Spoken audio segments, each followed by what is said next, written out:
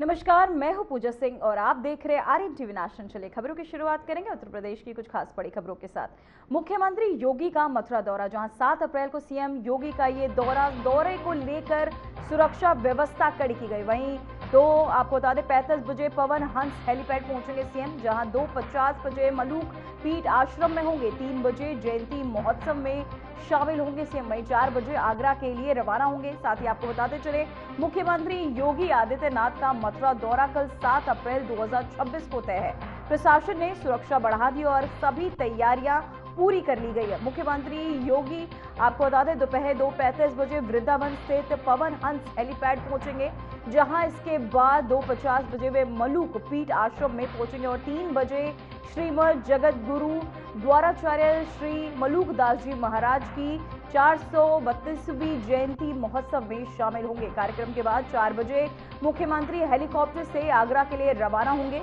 वहीं प्रशासन ने दौरे को लेकर विशेष सुरक्षा और व्यवस्थाएं सुनिश्चित की है। तो वहीं आपको बताते चले सीएम योगी का यह अहम दौरा, जिसे लेकर तमाम तैयारियां की जा चुकी है। सुरक्षा व्यवस्था के तमाम इंतजाम किए जा रहे हैं। मुख्यमंत्री योगी आदित्यनाथ का मथुरा दौरा, जहां 7 अप्रैल को सीएम योगी का यह दौरा प्रस्तावित है।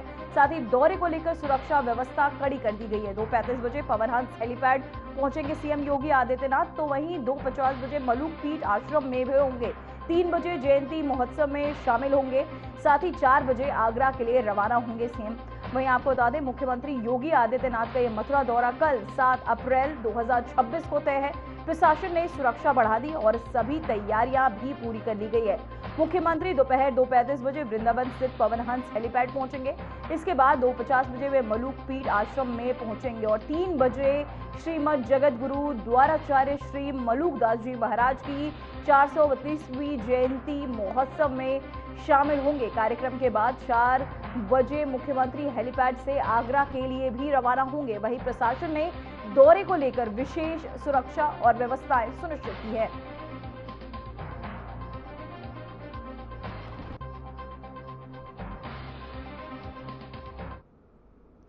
तो वहीं बीजेपी स्थापना दिवस के अवसर पर राजधानी लखनऊ में कार्यक्रम आयोजित किया गया।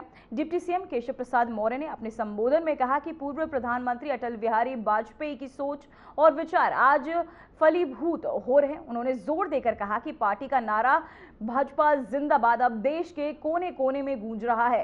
कार्यक्रम में उपस्थित कार्यकर्ताओं में जोश और उत्साह देखा गया। मौर्य ने सभी से अपील की कि वे जनता से जुड़े और पार्टी की मजबूती के लिए सक्रिय रूप से काम करें।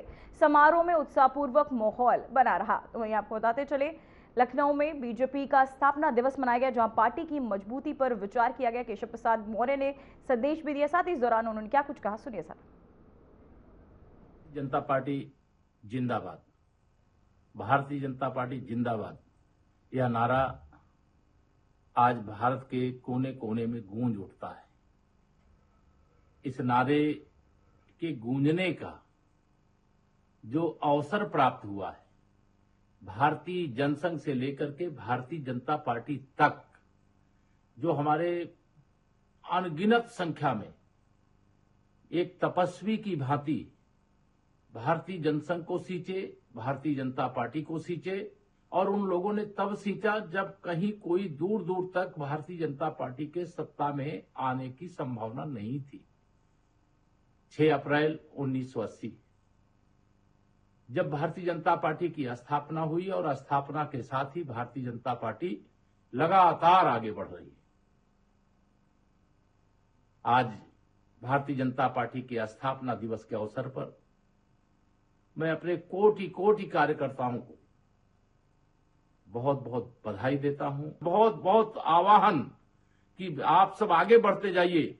परम पूज्य अटल बिहारी वाजपेयी जी, जो भारत रत्न भी हैं, उन्होंने कहा था कि एक दिन भारतीय जनता पार्टी की देश में सरकार होगी और कांग्रेस के ऊपर देश हंसेगा।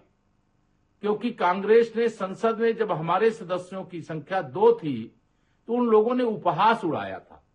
तब वह तो आशीर्वाद में देख रहा हूं कि फलीभूत हो रहा है, जो परम पूज्य अटल बिहारी वाजपेयी जी ने कहा था कि ये भाजपा आगे बढ़ेगी, और भाजपा आगे बढ़ रही है।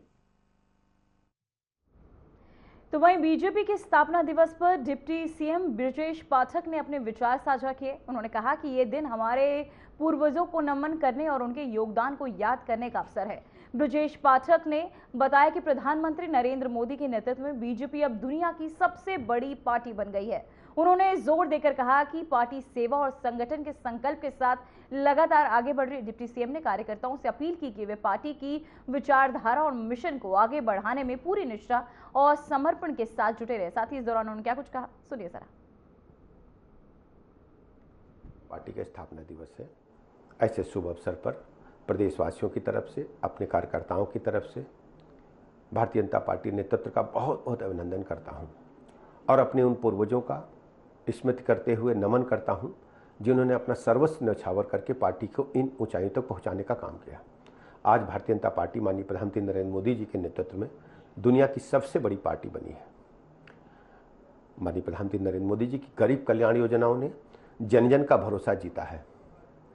उत्तर प्रदेश राज्य में कार्यकर्ता अपने आप को गौरवान्वित महसूस कर रहे हैं। भारतीय जनता पार्टी की सरकार में हम कह सकते हैं कि हर गरीब की आवाज़ आज प्रधानमंत्री नरेंद्र मोदी जी बन करके हो रहे हैं। प्रदेश के 25 करोड़ लोगों के जीवन स्तर में बदलाव लाने का काम माननीय प्रधानमंत्री नरेंद्र मोदी जी ने किया है और पूरे देश भर के कार्यकर्ता मानते हैं कि माननीय मोदी जी ने जिस ढंग से 2014 से लेकर आज 2026 में दुनिया को संदेश देने का काम किया है कि भारत विकसित भारत के संकल्प को पूरा करने में शीघ्र ही सक्षम हो जाएगा। मैं पुनः उत्तर प्रदेश वासियों की तरफ से अपने नेतृत्व का बहुत बहुत अभिनंदन करता हूं, बधाइयां देता हूं और अपने पूर्वजों की स्मृतियों को नमन करता हूं। तो वहीं काशी में सम्राट विक्रमादित्य महानाट्य का भव्य मंचन किया गया, जिसे देखने के लिए बनारस रेल कारखाना के मैदान में भारी भीड़ उमड़ी। मंचन के समापन पर यूपी सरकार के कैबिनेट मंत्री सुरेश खन्ना भी उपस्थित रहे। वहीं आपको बताते चले, कार्यक्रम में कलाकारों ने सम्राट विक्रमादित्य के गौरवशाली इतिहास को जीवंत रूप से प्रस्तुत किया। इस दौरान हजारों दर्शक मंच को देखकर मंत्रमुग्ध हो गए। वहीं आपको बताते चले, कार्यक्रम स्थल पर सुरक्षा के पुख्ता इंतजाम किए गए थे, जिसमें सिविल पुलिस, आरपीएफ और पैरामिलिट्री फोर्स भी तैनात रही। मंत्री सुरेश खन्ना ने कहा कि ये महानाट्य एक भारत श्रेष्ठ भारत की परिकल्पना को साकार करने वाला है। उन्होंने बताया कि मंचन में ने काशी, उज्जैन धार्मिक रिश्तों और प्रांगण करने के साथ साथ पर्यटन, परंपरा और संस्कृति के क्षेत्र में सहयोग बढ़ाया है। मुख्यमंत्री योगी आदित्यनाथ और मध्य प्रदेश के मुख्यमंत्री मोहन यादव ने इस कार्यक्रम का शुभारंभ 3 अप्रैल को किया था।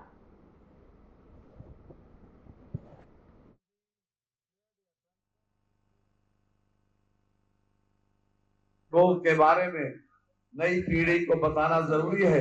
इस कार्यक्रम की मैं समझता हूँ सार्थकता इसी में है कि सभी लोग इस मंचन को देखें और जहां तक ये संदेश जाए तो मैं समझता हूँ कि नई पीढ़ी इससे वाकिफ होगी।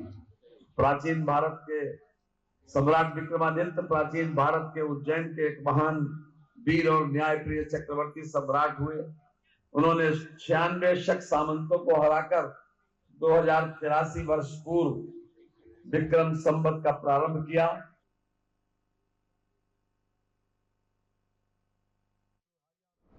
तो वहीं गाजीपुर में कार्यक्रम के दौरान पूर्व राज्यपाल कालराज मिश्र ने महिला आरक्षण का समर्थन करते हुए कहा कि लोकसभा और विधानसभाओं में 33% आरक्षण से महिलाओं का आत्मविश्वास बढ़ेगा। उन्होंने अखिलेश यादव के पहले सही गणना हो और वाले बयान पर प्रतिक्रिया देते हुए कहा कि संवैधानिक संस्थाओं पर विश्वास बनाए रखना चाहिए। मिश्र ने गजवाए हिंद साजिश को लेकर भी चिंता जताई और कहा कि कुछ ताकतें देश का माहौल बिगाड़ना चाहती हैं। उन्होंने भरोसा दिलाया कि सरकार ऐसी गतिविधियों पर नजर रख रही है। कार्यक्रम में उन्हें गाजीपुर गौरव सम्मान से सम्मानित किया गया।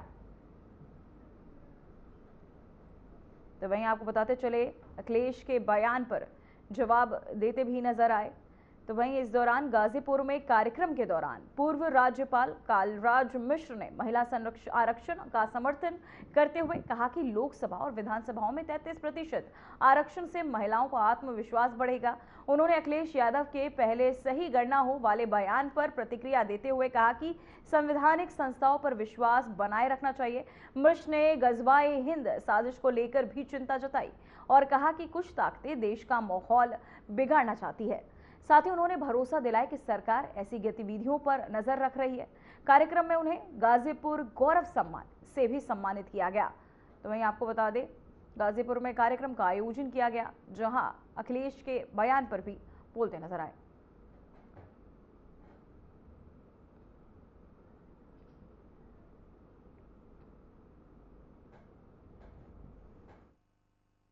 और उसके बाद भी जो भी संसद के आधार पर चीजें आती हैं, उसमें आगे महिलाओं को हम 33% का आरक्षण प्रदान करके उनके अंदर विश्वास का सृजन कर सकें। अब इस बयान पर मैं कोई उत्तर नहीं देना चाहता। मुझे विश्वास है, मुझे कम से कम संवैधानिक संस्थाओं के प्रति श्रद्धा और सम्मान रखना चाहिए। संवैधानिक संस्थाओं के द्वारा अगर गणना होती है तो उस पर विश्वास रखना चाहिए। और जो भी किसी भी दल के नेता हों, मैं समझता हूँ सबको संवैधानिक संस्थाओं का पर विश्वास करना चाहिए। ऐसी बात नहीं बोलनी चाहिए जिसमें संवैधानिक संस्थाओं का अपमान। ये बात सही है कि ऐसी ताकतें हिंदुस्तान में सक्रिय हैं जो हिंदुस्तान के बढ़ते हुए स्वरूप को बिगाड़ने में कामयाब हों। ये सक्रियता तो ऐसी ताकतें हैं। आपने देखा होगा डॉक्टर के रूप में जिस तरीके से आतंकवादियों को लोगों ने प्रोत्साहित किया था, और ये मेडिकल इंस्टीट्यूशन में इस तरह की चीज हो रही थी। आपने देखा होगा कई ISI के लोग जगह जगह उपद्रव कर रहे हैं। आप जगह जगह गांव के लोगों के अंदर भारतीय संस्कृति के बारे में, सनातन के बारे में अनर्गल प्रकार के प्रलाप किए जा रहे हैं। ये इस बात का द्योतक है कि ऐसी ताकतें सक्रिय हैं जो ये नहीं चाहती हैं कि भारत के अंदर सनातन आगे बढ़े, भारत के अंदर राष्ट्रवाद उस पर तो पल्लवित हो, भारत के अंदर भारतीय संस्कृति आगे बढ़ सके। ऐसे कुछ लोग नहीं देखना चाहते हैं। ऐसे लोग सक्रिय होकर इस प्रकार का अनर्गल चीजें कर रहे हैं, और ये जो आपने पूछा है उसी का एक अंग है। और मुझे प्रसन्नता है शासन के आधार पर ऐसे लोगों की छानबीन की जा रही है और ऐसे लोगों को पकड़ा जा रहा है। तो मेरठ में यही चीज की गई।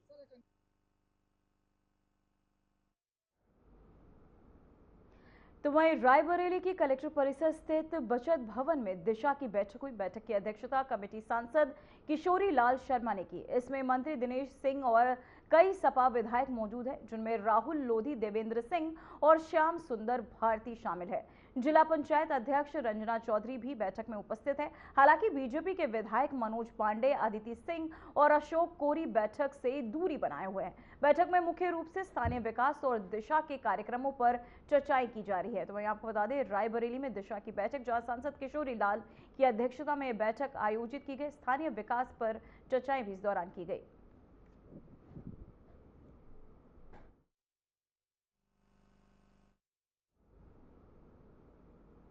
तो वहीं आपको बताते चले, रायबरेली में दिशा की बैठक, जहां सांसद किशोरी लाल की अध्यक्षता में ये बैठक की गई।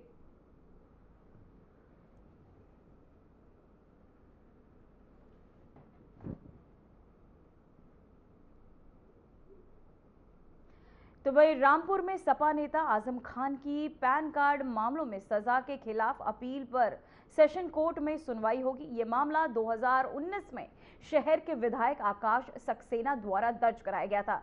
MP MLA कोर्ट ने 17 नवंबर 2025 को आजम खान को हर मामले में 7-7 साल की सजा और 50-50 हजार रुपए का जुर्माना सुनाया था। कोर्ट दोनों पक्षों के अधिवक्ताओं की दलीलें सुनने के बाद फैसला सुनाएगी। फिलहाल आजम खान पहले ही कोर्ट में अपील दायर कर चुके हैं। तो वहीं आपको बताते चले, जहां आजम खान की अपील सजा के खिलाफ, उनकी ये अपील, जहां पैन कार्ड मामलों में ये सुनवाई होनी है रामपुर, आपको बता दें रामपुर कोर्ट में ये सुनवाई।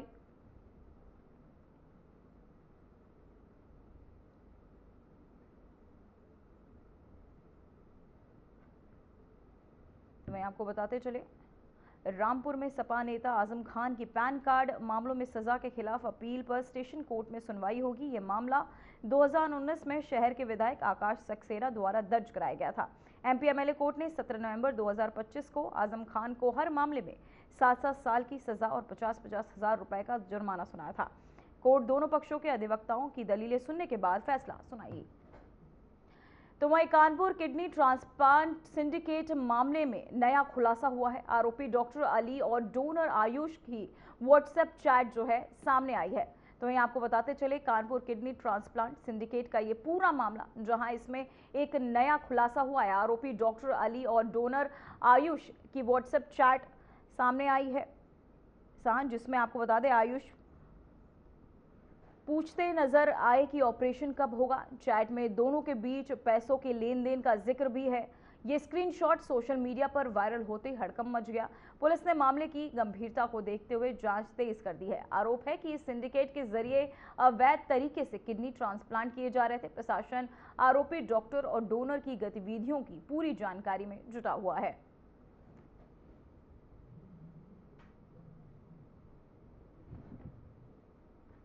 तो वहीं आपको बताते चले कानपुर किडनी ट्रांसप्लांट सिंडिकेट मामले में नया खुलासा हुआ। आरोपी डॉक्टर अली और डोनर आयुष की व्हाट्सएप चैट सामने आई है, जिसमें आयुष पूछते नजर आए कि ऑपरेशन कब होगा।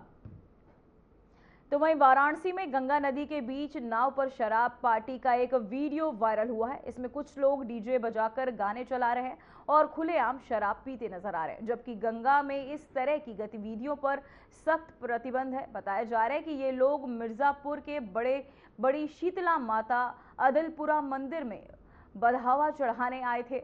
वहीं उसी दौरान उन्होंने बीच नदी में पार्टी शुरू कर दी। मामले के सामने आने के बाद प्रशासन ने जांच शुरू कर दी और दोषियों के खिलाफ पहचान कर उनके खिलाफ कार्यवाही की तैयारियां की जा रही है। तो वहीं आपको बताते चले वाराणसी में गंगा नदी के बीच नाव पर शराब पार्टी का ये वीडियो तेजी से वायरल होता हुआ। इसमें कुछ लोग डीजे बजाकर गाने चला रहे हैं और खुलेआम शराब पीते भी नजर आ रहे हैं, जबकि गंगा में इस तरह की गतिविधियों पर सख्त प्रतिबंध है। तो वहीं आपको बताया जा रहा है कि ये लोग मिर्जापुर में बड़ी शीतला माता अदलपुरा मंदिर में बढ़ावा चढ़ाने जा रहे थे। उसी दौरान उन्होंने बीच नदी में पार्टी शुरू कर दी। मामले के सामने आने के बाद प्रशासन ने जांच शुरू कर दी है और दोषियों की पहचान कर उनके खिलाफ कार्यवाही की तैयारियां की जा रही हैं। ये प्रत्येक वर्ष माझी समाज के द्वारा नवरात्रि के उपरांत एक शोभा जुलूस निकाला जाता है, जो शीतला घाट से प्रारंभ होकर, जहाँ पे छोटी शीतला माता हैं, वहाँ से प्रारंभ होकर फिर ये मिर्ज़ापुर के अदलहाट में जाता है, जहाँ पे रात में ये लोग स्टे करते हैं और अगले दिन पुनः ये मिर्ज़ापुर से वापसी करते हैं। ये जो वायरल वीडियो है, इसको देखने से ये रात्रि का वीडियो लग रहा है। इस वीडियो जो वायरल हुआ, इसकी जांच की जा रही है। इसमें जो भी लोग हैं उन्हें चिन्हित करने का प्रयास किया जा रहा है। चिन्हित करने के उपरांत कार्रवाई की जाएगी। ये जो शोभा यात्रा है, ये पारंपरिक शोभा यात्रा कई वर्षों से निकाली जाती है और इसमें जो है जो ये वायरल वीडियो है, इसकी जांच करने के उपरांत कि कहाँ का ये वीडियो है, कैसे क्या है, क्योंकि इसमें जैसा वार्ता की गई कि ये दिन में यहाँ से प्रारंभ होता है, फिर रात्रि में मिर्ज़ापुर में पहुँचकर रात्रि में वहीं पर रुकते हैं और अगले दिन वहाँ से पुनः ये वापसी करते हैं। समस्त तथ्यों की जो वायरल वीडियो है उसकी जांच कर जो भी इसमें शामिल होगा उसके खिलाफ कार्रवाई की जाएगी। तो वहीं श्री बाबा गोरखनाथ कृपा दुग्ध उत्पादक संस्था गोरखपुर के विस्तार के तहत आजमगढ़ में नया दुग्ध अवशीतन केंद्र खोला गया। उद्घाटन समारोह में मुख्यमंत्री योगी आदित्यनाथ उपस्थित रहे। मुख्यमंत्री ने कहा कि यह केंद्र स्थानीय किसानों के लिए बेहद फायदेमंद होगा। इससे वे अपना दूध आसानी से जमा कर सकेंगे और उचित मूल्य प्राप्त कर सकेंगे। साथ ही दूध की गुणवत्ता बनी रहेगी। उन्होंने किसानों को आधुनिक तकनीक अपनाने और उत्पादन बढ़ाने के लिए प्रेरित किया। कार्यक्रम में अधिकारी, कृषि विशेषज्ञ, क्षेत्रीय किसान भी मौजूद रहे। इस केंद्र से क्षेत्र में दुग्ध उद्योग को बढ़ावा मिलेगा। तो वही आपको बता दें, आपकी टीवी स्क्रीन पर ये तस्वीरें जहां इसका उद्घाटन करते नजर आए सीएम योगी आदित्यनाथ। सीधी तस्वीरें आपकी टीवी स्क्रीन पर हम आपको दिखा रहे हैं, जहां इस कार्यक्रम के दौरान सीएम मौजूद है। आजमगढ़ में दुग्ध भंडारण केंद्र, नए दुग्ध अवशीतल केंद्र खुला, जहां सीएम योगी आदित्यनाथ ने इसका उद्घाटन किया। अब किसानों को मिलेगा उचित मूल्य पर।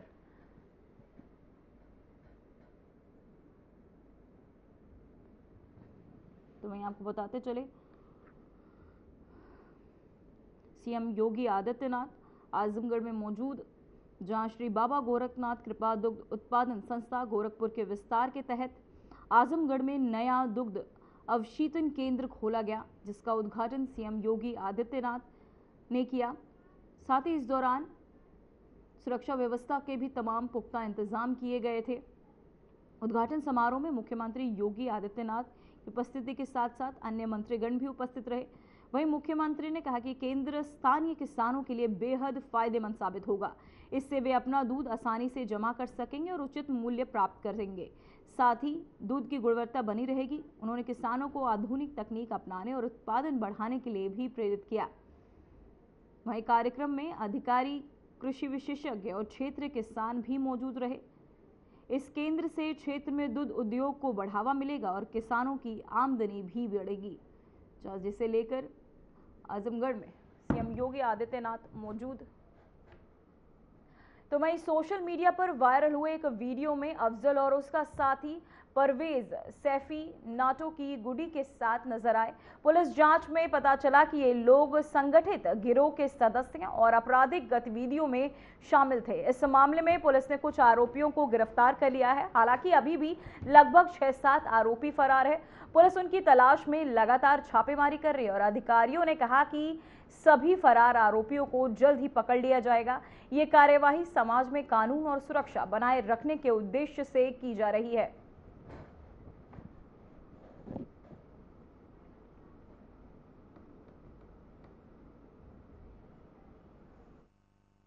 नोट की गड्डी लिए हुए एक वीडियो वायरल हुआ है, जिसमें जो अभियुक्त है अफजल, वो और इसका एक साथी है, दूसरा अन्य साथी है परवेज सैफी, वो दिख रहा है।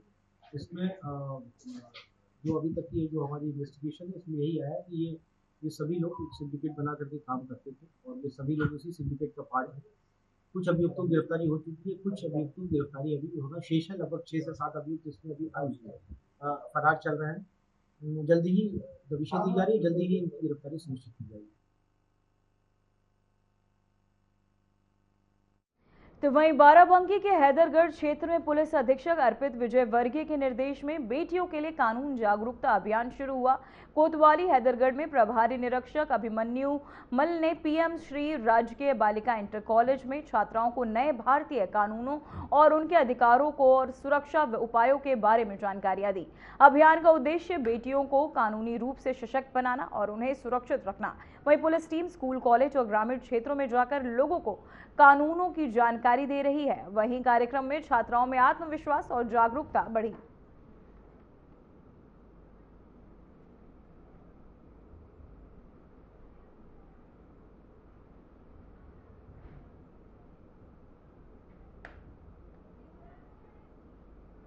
कानूनों के संबंध में जनता के मन में जो भ्रांतियां थी, उसके संबंध में जागरूकता अभियान चलाने का निर्देश प्राप्त हुआ था।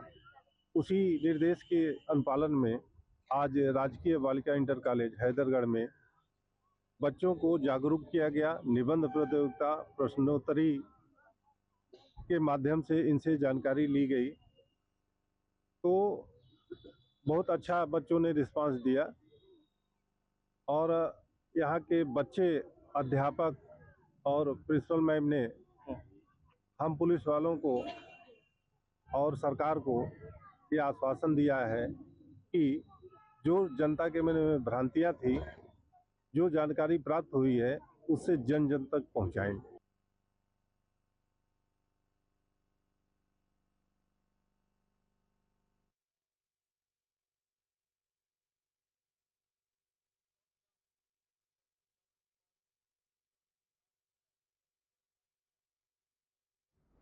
चलिए एक बार फिर से आपको लिए चलते हैं आजमगढ़, जहां सीएम योगी आदित्यनाथ एक कार्यक्रम के दौरान वहां मौजूद रहे।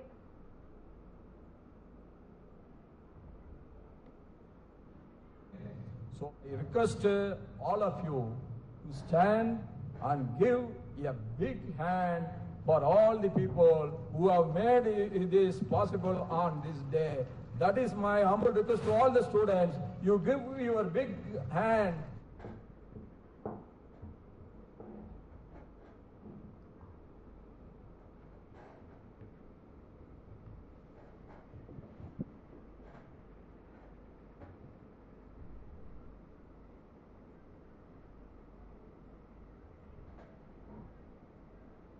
फिलहाल उत्तर प्रदेश की खबरों में इतना ही। बने रहिए आरएन टीवी नेशनल के साथ। मुझे दीजिए इजाजत। नमस्कार।